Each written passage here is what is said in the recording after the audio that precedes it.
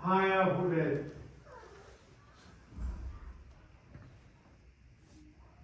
እውነት እውነት እላችኋለሁ ወደ በጎች በረት በበሩ የማይገባ በሌላ መንገድ ግን የሚወጣ እሱ ሌባ ወይም ወንበዴ ነው።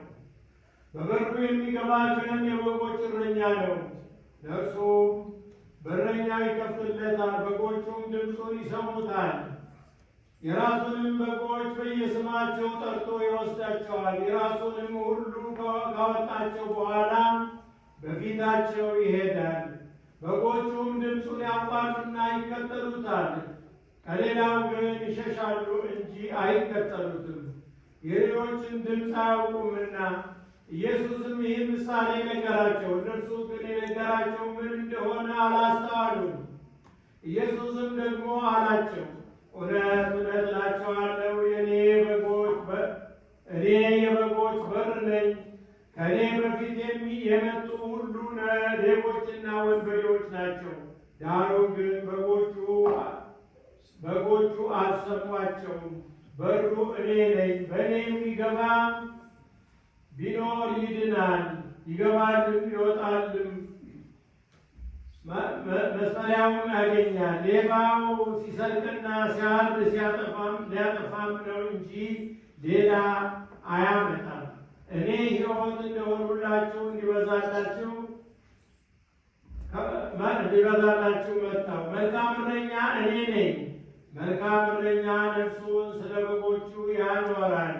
እረኛ ያልሆነውን በጎቹንም የእርሱን ያልሆኑትን ሙያተኞች ግን ተኩላ ሲመጣ ባየ ጊዜ በጎቹን ትቶ ይሸሻል። ተኩላም ይነጥቃቸዋል፣ በጎቹንም ይበትናቸዋል። ሙያተኛም ስለሆነ ለበጎቹም ስለማይገደው ሙያተኛው ይሸሻል። መልካም እረኛ እኔ ነኝ። አብ እንደሚያውቀው እኔም አብን እንደማውቀው የራሴን በጎች አውቃለሁ፣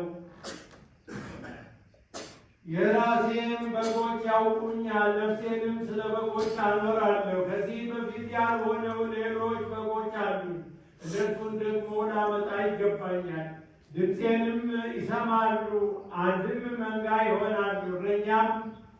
እረኛውም አንድ ነፍሴን ደግሞ አነሳት ዘንድ እኖራለሁና፣ ስለዚህ አብ ይወደኛል። እኔ በፈቃዴ አኖራታለሁ እንጂ ከኔ ማንም አይወስዳትም። ላኖራት ስልጣን አለኝ፣ ደግሞም ላነሳ ስልጣን አለኝ። ይህችን ትእዛዝ ከአባቴ ተቀበሉ።